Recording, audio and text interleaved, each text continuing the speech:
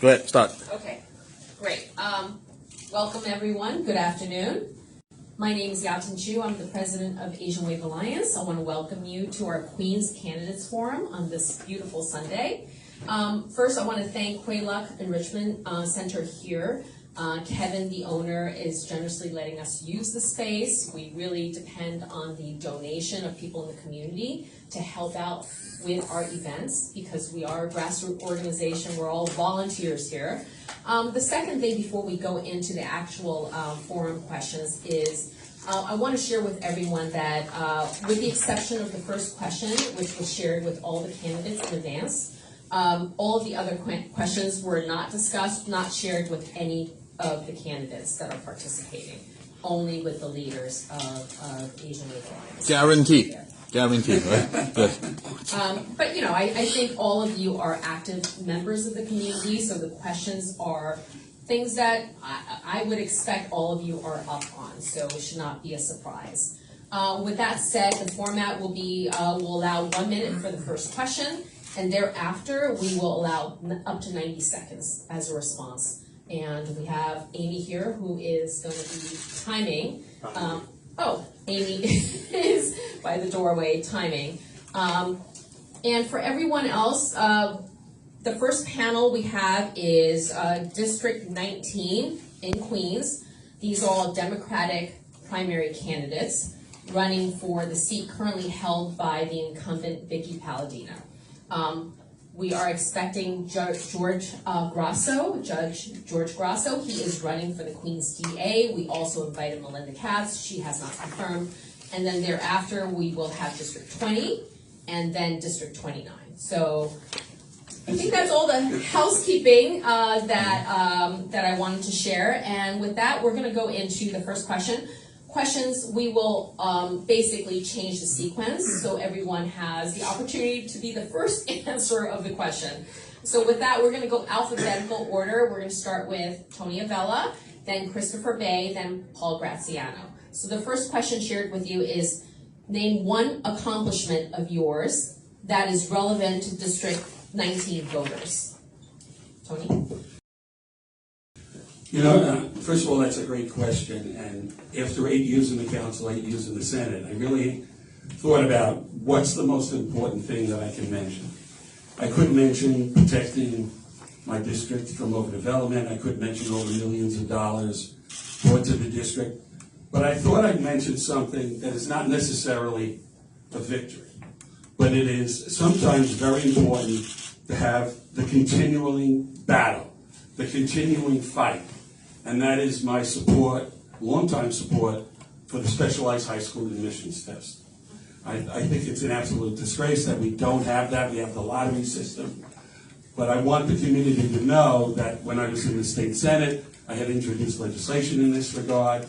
And although we still have that fight going, I think it's important to mention that you always have my support on that issue. I think it's very important that we bring that back. Thank you. Christopher? Yes, well, first and foremost, thank you for having me. So over the past 7 years, I served as a prosecutor at the Queens County District Attorney's Office. You know, I fought for victims' rights every single day. Over the past few years, we've seen some very dangerous and divisive rhetoric, both at the local and national level. It's put a target on the communities of the Asian Americans' backs, and I will not stand for it. You know, I've been a leader of the Asian American Bar Association for the past 4 years. I served on the board, and we have been at the forefront of pushing for legislative policy changes, making sure that our community's voices are heard and that we are fighting for the rights of all the folks here, especially including District 19, where we have nearly 30% of Asian American Democratic voters. I will continue to use my platform and my experience as a prosecutor fighting for this community. Thank you. Thank you. Paul? Thanks, and thank you. Green light is on. There we go. It's on. Okay, thank He's you. controlling it. Thanks, Phil. Thanks again for having me today, and all I can say is sometimes victories do matter, and the biggest victory that just happened for all of us, and not just in our district, and not just in Queens, and not just in the city, was beating Governor Hochul again from trying to destroy our communities. 2 years in a row, Governor Hochul and her allies in the state legislature tried to destroy our communities through her housing compact this year, and last year through trying to eliminate single-family zoning across the state of New York. I created Save One Family New York. We created a statewide coalition. Last year, we forced her down. This year, exactly 1 month ago, she finally capitulated. And the continuing battle will happen because she will come back again, and I will be fighting for our community and the entire city and the entire state again. Thank you. Great, thank you, Paul. Okay, we're going to go into an education question. District 19 has school districts 25 and 26. High-performing districts that are also crowded with many schools having higher class sizes. Senator John Lewis sponsored and passed a class size mandate last year. When asked where students in this area would go if they capped kindergarten classes at 20, his answer is to build more schools. Do you support this class size mandate, and how will you ensure that kids in District 19 get to stay in their neighborhood schools? I will ask Chris to go first, and then Paul, and then Tony. Yeah, so overcrowding in our district is a huge issue. And to the extent that there is this mandate and the law says we need to get the numbers down, I support that. But this will require more resources from City Hall, not less. And I have strong concerns that given like they're trying to budget for public education, that we're not going to stay on track in terms of reducing class sizes. I say we build more classrooms, we hire more qualified teachers, and we make sure that they have the resources so that all of our students get a quality public education.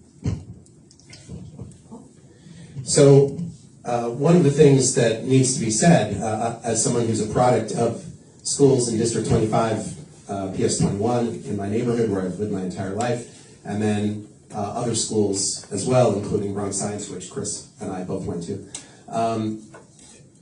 Public schools are incredibly important in our district, and we do have some of the highest performing public schools in the entire city. That being said, there's also a declining enrollment across the city in children.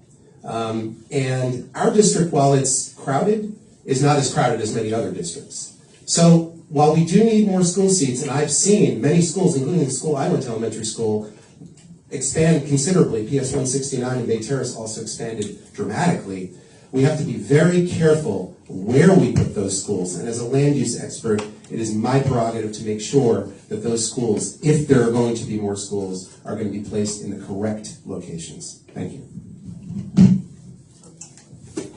Well, first of all, I'm very proud of the fact is, again, former council member and state senator, I was able to bring millions of dollars in terms of capital improvements and programs for the students in our district so that those two districts remain some of the highest in the city of New York. The city is not going to make the deadline for the lower class size. That's a given. And when we talk about building new schools, from the day you talk about a capital project, from the day the shovel goes into the ground, it's at least 5 years. So the city's not making that deadline. So what do? Well, we're going to have to find additional space in other locations. We have to mandate that we have more teachers to do it. We have to find more space. But as Paul said, we have to have communication with the community in terms of where new schools are sited. I want to see an oversight of the School Construction Authority because they have the mandate to build new schools, but they don't have any discussion with the local community boards or the community. That has to change. They can't dictate to a neighborhood because what we have to make sure is the school goes where it should and not necessarily where the School Construction Authority found a piece of property to build the school. Great, thank you. No, Phil? Okay. It's your turn. Okay. I have to give it to you. All right, sure. The next Number question, number 3, will start with Paul Graziano. Governor Hochul's housing compact proposal failed, but there are discussions of legalizing basement apartments in 2 or 3 family homes.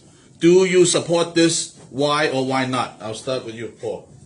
Well, since I led off with what I said, obviously the answer is no. And not only is the answer no, we are still fighting this fight. We're fighting it at the city level. We're fighting it still at the state level. Brian Kavanaugh and Harvey Epstein, state senator and assembly members from the financial district, have been pushing to legalize all illegal conversions in the state of New York, particularly in the city of New York. And they have no illegal conversions in their districts. So I find it quite puzzling why they would try to impose this on our districts.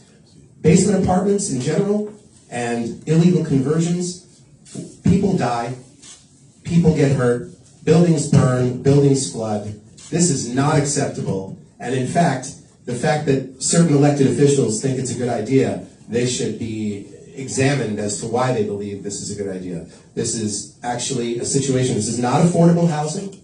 Let's make this very clear, it's market rate housing, and in many cases it's parasitical market rate housing where people are being taken advantage of, living in substandard conditions that they should not exist. So we have a situation where I will be fighting against that 100% as I have been and will continue to do. Thank you. Okay, thank you. And same question, Tony. I thought we were going to. No, we're just gonna keep circling.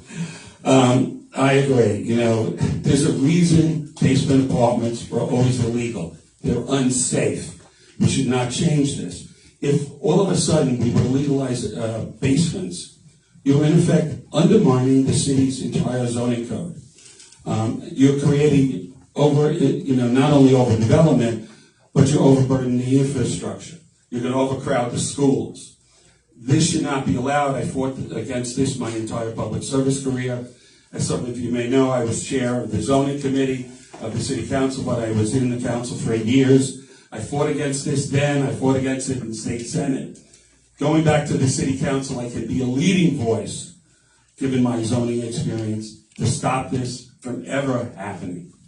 Thank you. So I generally agree with my two colleagues up here regarding that. However, we do have a supply and demand issue. And so to the extent that we can have an oversight committee to really look into the different pockets of communities and make sure that safety is first and foremost, because we're not talking about it from a lens of there are folks actually living here, there are folks who can't afford houses anywhere else. And at the end of the day, if we were able to legalize some of these basement apartments, that is now taxable, otherwise not being taxed and not being brought into our communities. So we have to have a sensible approach, and I'm willing to have those conversations, but not in a broad strokes in the budget. Every illegal apartment is converted with no punity. That I'm not behind. Thank you. Another education question, but very important to this community. Many students who live in District 19 attend specialized high schools. 2 of you are alums of Bronx Science, and all of you support keeping the SHSAT as a sole admissions criteria for the specialized high schools. Sadly, we have just one specialized high school with only 125 seats every year at the York College campus in Jamaica. Do you support building a large specialized high school in Queens? How will you go about doing that if elected? First, we're going to go with Tony, then Chris, then Paul. Well, it goes back to the question of, working with the school construction authority and the community. I think if we work together, we can find an appropriate location. And then you have to get the funding. One of the things that I talk about in this campaign, especially as Democrats, is the ultimate goal is to replace the incumbent Republican, Vicky Palladino. Because right now, no matter what position she takes on an issue, she's totally ineffective. She can't get legislation passed, she can't get the funding. So from us as Democrats, that's the first thing we have to do, because otherwise we are not going to have representation to get the funding to build the specialized high school or more money for the schools in the district or for any legislation. Yeah, I wholeheartedly agree with Tony. Getting the funding to build out more schools, and especially in Queens for a specialized high school, It's going to take building bridges with our elected officials, both locally and at the state level, to get the money there. And quite frankly, I believe that I have the best chance to do that in terms of building those bridges. State Senator John Liu has come out with his endorsement. He's been a leader in the education space. And I'll continue to have discussions with elected officials who don't see eye to eye on specific issues that I have, or my platform issues, whether it's public safety or public education. Because at the end of the day, we're trying to do what's best for our community, whether you're left of center or right of center. It's not about divisive politics, it's about engaging and having those conversations to do what's best for our community. So, as the only candidate who has skin in the game, and I mean that in the sense that I have a 7-year-old who is at PS 209 in Clearview Gardens, and also, as you mentioned, Chris and I both went to specialized high school, we went to Bronx Science. I'm a huge supporter of increasing gifted and talented programs, specialized high schools. Why do we have a city that limits the avenues for those people who have excellence? And I mean that.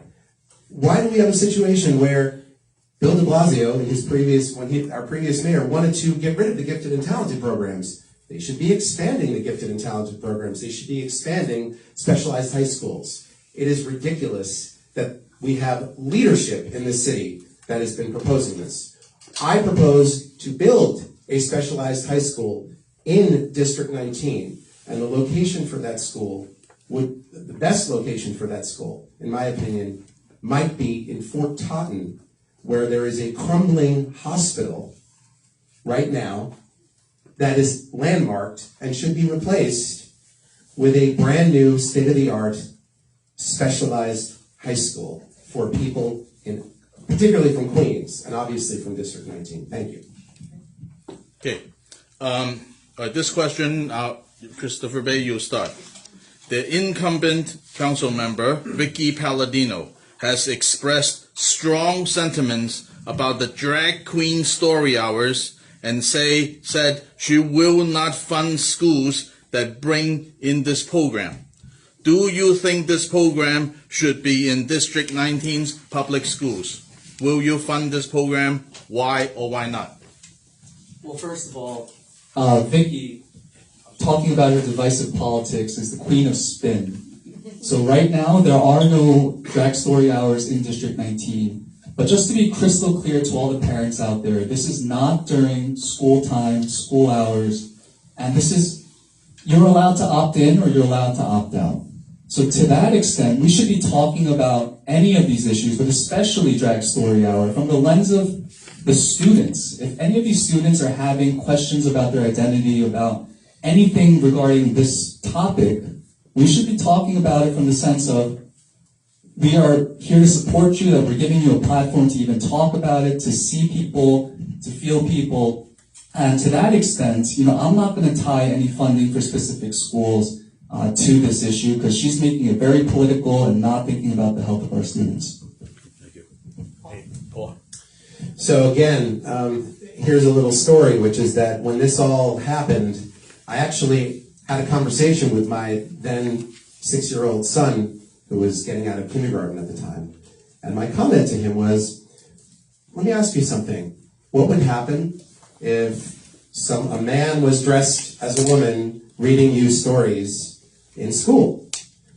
And his response was, that's funny. That's ridiculous. So, and then I spoke to other kids in his class, and I spoke to the parents of those kids in our class. And he's in a class that's approximately 85% Chinese as well in the Gifted and Talented program. There was no support for Drag Queen Story Hour at PS 209 in the classroom. That being said, to me, it's a situation where I have no problem with Drag Queen Story Hour being in our public libraries. Why? Because they are public non-profit organizations. They are not public schools. So I don't think it's appropriate for Drag Queen Story Hour to be in our public schools, but I also don't think they should be punishing the schools if they're going to have them at their school. So that's my opinion, and it comes straight from my own child's mouth. Thank you. Well, I've said publicly on this issue that it should be up to the parents and the principal to decide if they want to have this program. I think, first of all, which was funded by the city council in general, not by individual members. What really galls me is Vicky Palladino saying any school that may take that, she will withdraw that funding. First of all, that's a threat to the students, and second of all, she doesn't have the power to do that. But that's part of the rhetoric we're hearing from our current council member. Thank you. The latest ComStat from the 109 precinct, and I know this district has 109 as well as 111, but let's deal with one of them. But they're comparable. Shows a 50% increase in felony assaults, 31% increase in burglaries, and 113% increase in car thefts year to date. This used to be considered a safe district with a good quality of life. I grew up here since 1980, I know. What do you think is driving the surge in crime, and how do you plan to address it as a city council member? Paul, you go first, and Tony, then Chris. So I've lived in this district my entire life. I live on the same block that I grew up on, and that's almost 52 years now. And yes, it has always been considered a safe district. Meanwhile, a year and a half ago, a man walking home from work was beaten to within an inch of his life in front of my house for no reason except that he was a Chinese man. There are a lot of serious issues going on. Many of us have lived through the darkest days in the 80s and 90s, and actually the 109th was the car theft capital of the city at that time. So I'm running with DA candidate Judge George Grasso on the public safety line, as well as the Democratic line. And I am 100% in lockstep with his position. So when he speaks later, you will hear what he has to say, but I will say this very quickly. ComStat was very intelligent. It was a great way. I'm an urban planner, I'm an analytical and data-driven kind of person. And when you've got a situation where we have, and I'm sure Chris is going to mention this, where we have all kinds of laws that have been passed by the legislature that take away the rights of public safety officers and the courts from taking care of people who should not be on the street, we have a gigantic problem. Thank you. Well, first of all, I think bail reform was a really negative effect on public safety. The state legislature has made some strides in reforming the bail reform, but we still need to go further. What I think has to happen in District 19, first of all, the 109th, now with the 105th precinct being subdivided, the 109th has to be split into two new precincts. So one for Northeast Queens and the 109th for downtown Flushing, which mainly is their main responsibility. This will provide a better response time and a more permanent police presence. Because with the precinct, you have minimum staffing levels. Because right now, we actually have more police in the district because of the increased crime. But that's based on what's called the RAND formula. Wherever there's crime, they give you more police. But as crime goes down, they're going to withdraw those extra police officers. So what we need is a new precinct for College Point, Whitestone, part of Bayside, and Big Terrace. That'll help a lot. Then we also need to address doubling the hate crime penalties. Hate crimes against the Asian community is outrageous. We need to double the penalties, but also we need to take a new look at how we calculate that. When somebody does a hate crime, how do they do that? Well, the police might charge you with an assault, and then add the hate crime penalties. What we have to do is change that around, because the crime is hate crime, and there has to be a severe penalty for that. So for the past 7 years, I served at the Queens District Attorney's Office as a prosecutor, but in the past 3 years, I've seen it firsthand what the bail and discovery reforms have done to not only the morale of the folks in the office and in the trenches, but also the people out on the street looking to us in terms of criminal justice to say, what are we doing about crime? You talked about grand larcenies. First of all, those grand larceny squads, the detectives working those cases, when we talk about catalytic converters and stolen cars, they are stretched thin. And this was at a time when folks were clamoring for defund the police. And no, that's not what we need to do. We need more resources for our specialized detective squads to tackle these specific issues. Second, grand larceny in and of itself is not bail eligible.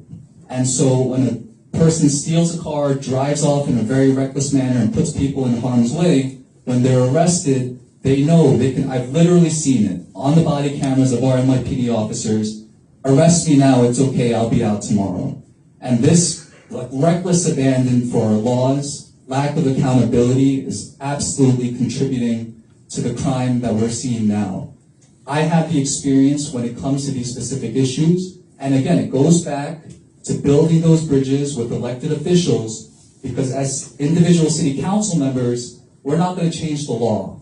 But when I'm sitting down with electeds and telling them firsthand, this is what I've seen, and this is what is going on in our communities and in the court system, that's the only way we can truly combat crime. Thank you. Bill, next question, please. Okay. The next question will start with Tony, and then Christopher Bay, and then Paul Graziano. Okay. More than 65,000 migrants have arrived in New York City since spring 2022. 37,000 remain in the city. Shelters are popping up in the outer boroughs and even outside New York City. Last week, Mayor Adams was going to place migrants in school gyms. After public outcry, they are holding off those plans for now. The Anchor Inn in District 19 has turned from a male migrant shelter to one that houses families starting last week. What is your biggest concern about the migrants staying in this District 19? And what solutions do you have to handle this crisis? From housing, schooling, and social services. I'll start with Tony. Well, first of all, New York City shouldn't have to bear the responsibility of what is a federal government issue. I think the mayor's trying his best, but I certainly didn't agree with placing migrants in gyms, in schools in the city of New York. I mean, that's outrageous. That's taking a problem and giving a problem to everybody else, including our students. The problem with placing migrants in District 19, specifically, is there's no services. We're a transit desert.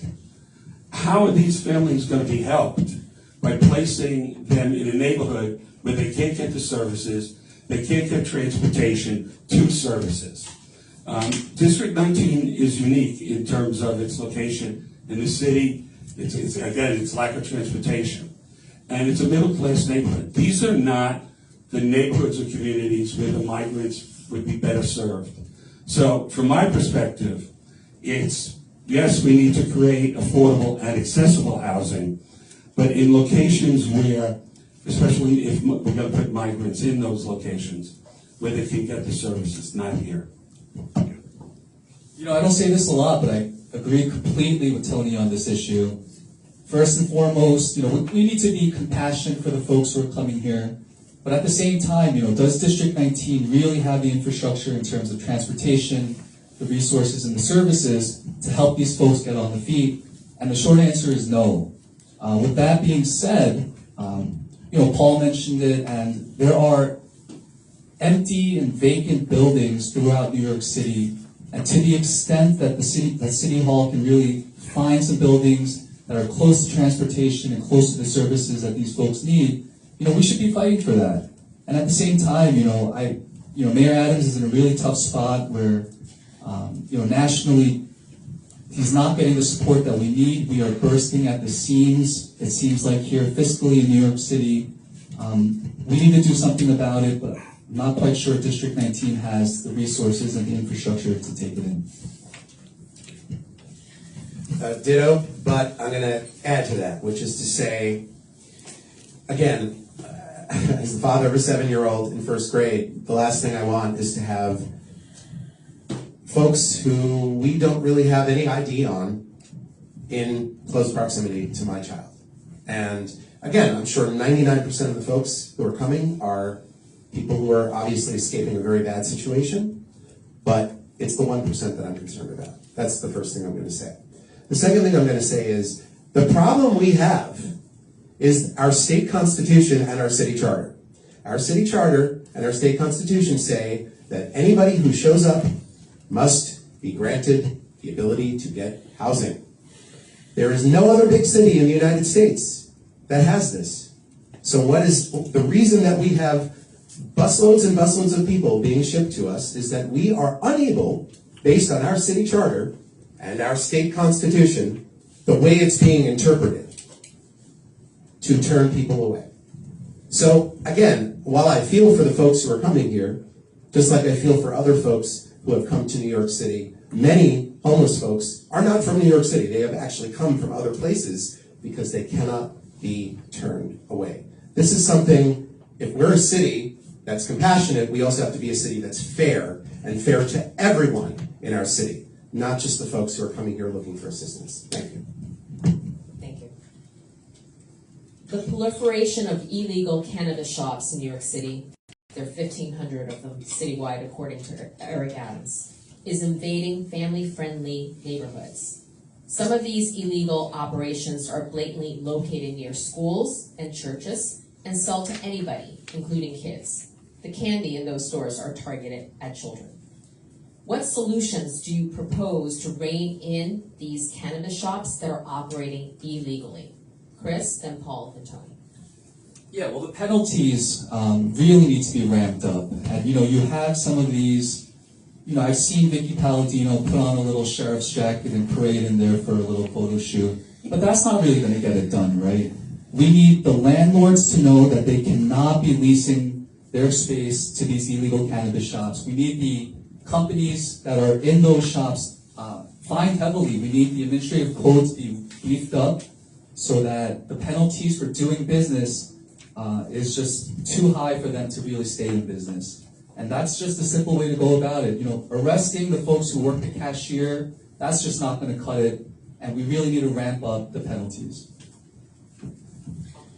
So a big report was done on this a few weeks ago, which showed that something like 90% of these stores in the city are anonymous LLCs with ties to Saudi and Yemeni foreign nationals, which is kind of insane when you think about it. I was shocked when I heard this. And what's happening is, as soon as one of these are closing, they're opening up somewhere else in the city. Clearly, again, this is where the state and the city legislatures and the mayor and the governor have to come together and change the law, because they are taking advantage of a loophole based on the legalization of cannabis. That is what's going on here, and it needs to be a quick fix soon, because we're in a lot of trouble. Thank you. When you first asked the question, you mentioned the illegal smoke shops. And that's the issue. There is a law on the books that allows the city of New York to go in, not only arrest the people, but then close that location for 2 years. We're not doing that. If we did that, the property owner wouldn't even think about renting to these locations, because even when they're gone, they wouldn't be able to open up any store for 2 years. That would be a significant penalty, but we're not enforcing that law. We have to give the police more support, and I support the police 100%.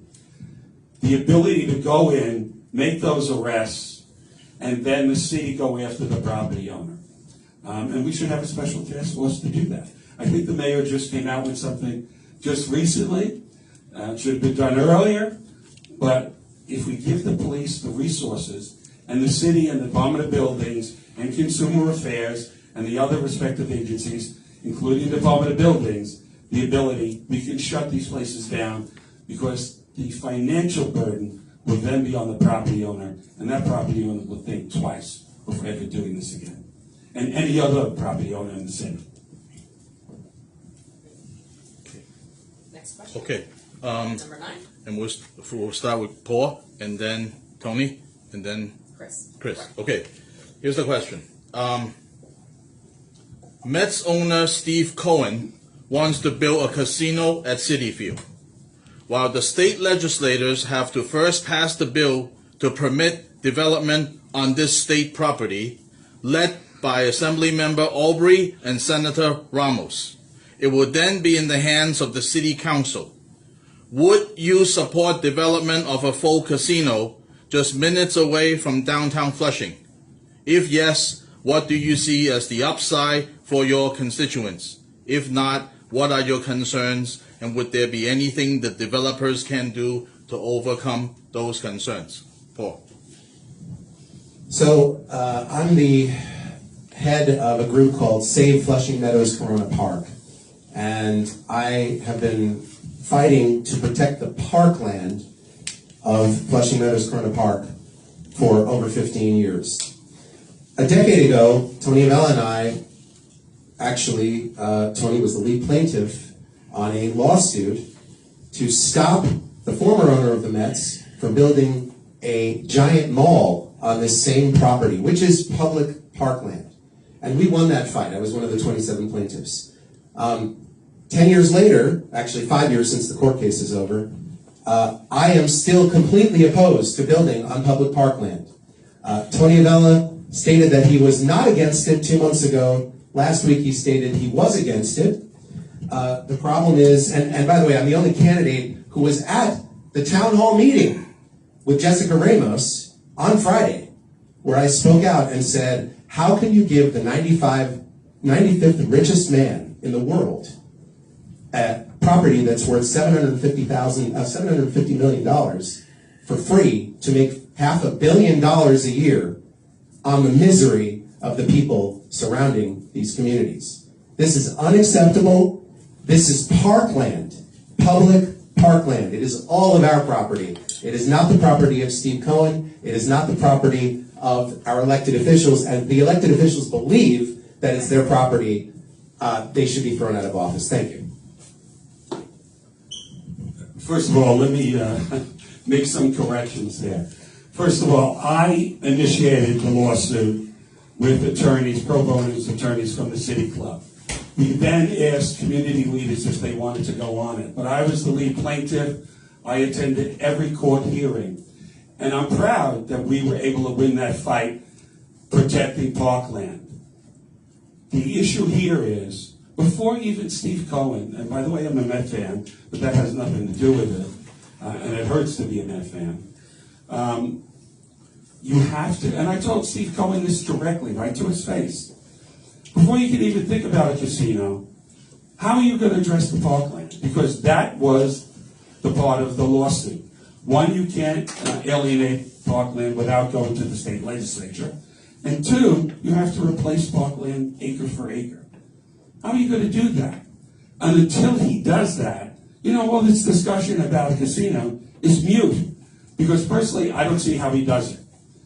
And despite what was just said, I have never backed off on giving away parkland. If somehow he addresses that was the basis of the lawsuit, then he's entitled to do whatever he wants. I don't see how he does it. Because how do you replace 50 acres of parkland in the borough of Queens? It's just not possible. And personally, with the few sites that you're going to get approval for casinos, and the guidelines to get a casino, this is a pipe dream, in my opinion, on Steve Cohen's part. He's not going to get it. He's just not going to get it. Yeah, I'm a huge Mets fan, generally happy with what Uncle Steve is doing for the Mets, not happy about the casino. And I mean, the way that, my colleagues up here are talking about the parkland, I differ in a little bit in the sense that, look, right now it's a bunch of asphalt. It is parkland, as they call it, but it's not quite what we imagine it to be. To the extent that we are having a supply and demand issue with housing, needing more investment in our community, we're needing more resources, we do need to engage with developers. We need to talk to them, and we need to make sure that we're at the table when anything comes in. So But I am opposed to the casino in that it brings out the worst in our communities. I am talking about investing in our communities, not about draining from the middle and working class folks in downtown Flushing and all the neighboring communities. But generally speaking, we do need to start developing some areas and really invest in our folks. Thank you. Is it my turn? I think it's my turn. I think it's your turn. Okay, this is the second to the last question, so. In the past 5 years, maybe longer, we've seen the build out of bike lanes all over the city. New lanes have popped up throughout Queens and are lightly used. Do you support removing little used bike lanes if elected? Tony, Chris, and then Paul. That's the first time I've heard that question phrased that way. Unfortunately, there's a group called Transportation Alternatives that has gotten the ear of the current mayor and the past mayor, and that's why we have a lot of bike lanes. It's a good idea in principle, but there's been no communication with community boards and civic associations, and we put bike lanes in locations that are not appropriate. There's a bike lane on Northern Boulevard in Douglaston, right by the Alley Pond Environmental Center, that has caused more accidents than any other bike lane in the city of New York. And here's the weird situation is, that bike lane abuts park property. Why the city of New York didn't put it on park property instead of taking away a lane of traffic? I would certainly be for taking away, with community input, bike lanes that are not safe and are not used. Yeah, short answer is yes. I would support taking away the bike lanes that are not being used. I mean, anyone who drives, and I certainly take my share of the public transportation, you'll know that congestion is a huge issue in our communities.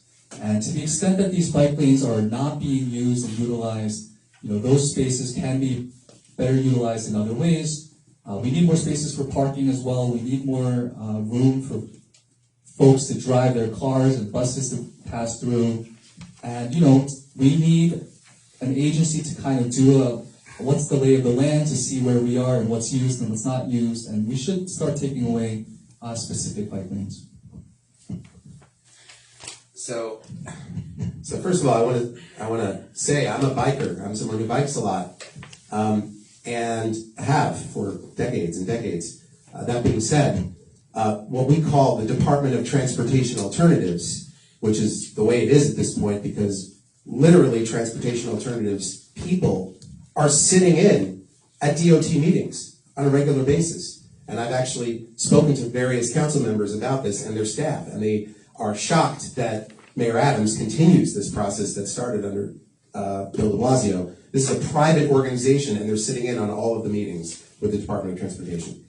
The bike lane that Tony was referring to, in 2017, I sat down with Community Board 11, who, by the way, has had a more successful discussion with the DOT than a lot of other community boards have, and they've managed to get many bike lanes removed that were being planned and got them to put in more reasonable sites. That being said, I sat down with the leadership of Community Board 11, and we sat down with the DOT and said, as Tony said, this is parkland.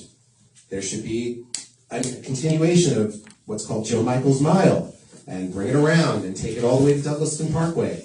And Paul Malone, who was the council member at that time, had no desire to negotiate with the DOT. He was only interested in pushing it through and saying, look, I got a bike lane on Northern Boulevard and Douglaston Parkway. So I am 100% in favor of making sure that whatever bike lanes go in are either supported by the community or otherwise they should not be there. Thank you.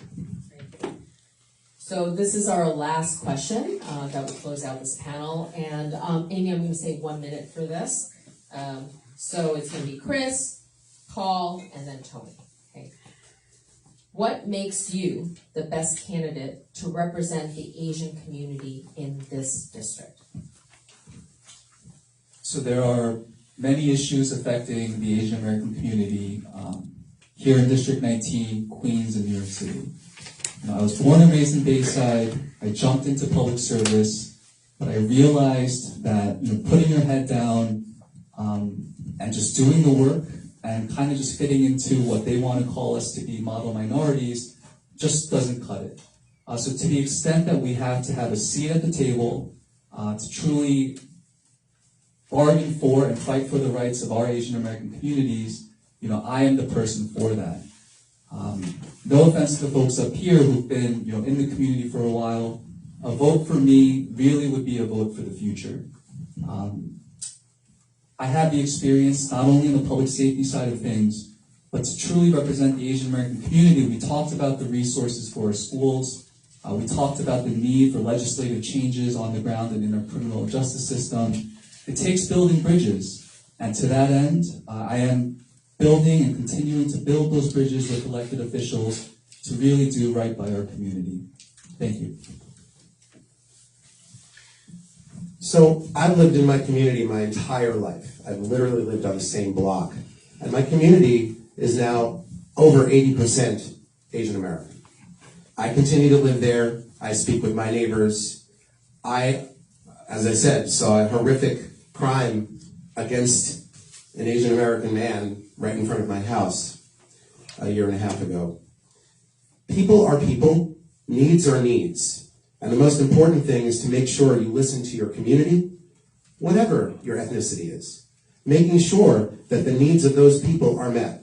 I believe that I can do that. I've been doing that for 30 years in my civic association, the civic association that I founded, the groups that I've worked with, that are incredibly diverse, and they all have the same interests and needs. So I hope you'll consider me as a council member. Thank you.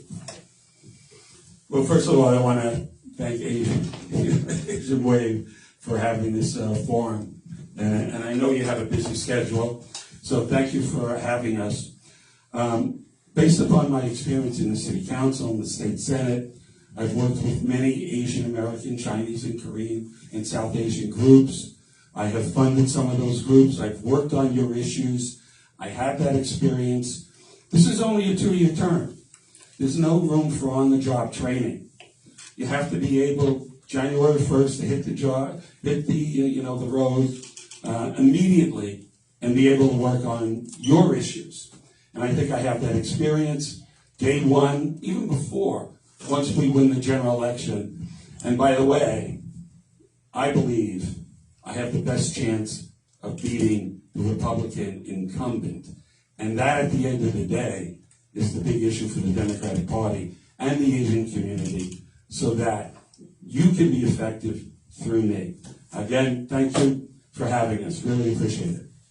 Thank you, all three of you. I'm a registered Democrat, and I vote in District 19. All three of you are giving me a lot to consider. I think we've had a wonderful panel discussion and learned a lot. Yes, absolutely. Yeah. Okay. I learned a lot about your platforms. I'm glad to live in what I consider in the city a moderate district, and you guys gave wonderful answers, sincere, thoughtful answers, and I thank you for participating in the Asian Wave Candidates Forum. So with that said, we're going to take a couple of minutes, we're going to take a quick photo, and then we're going to invite Judge George Grasso to come. Okay, let's just stand there. Okay, let's just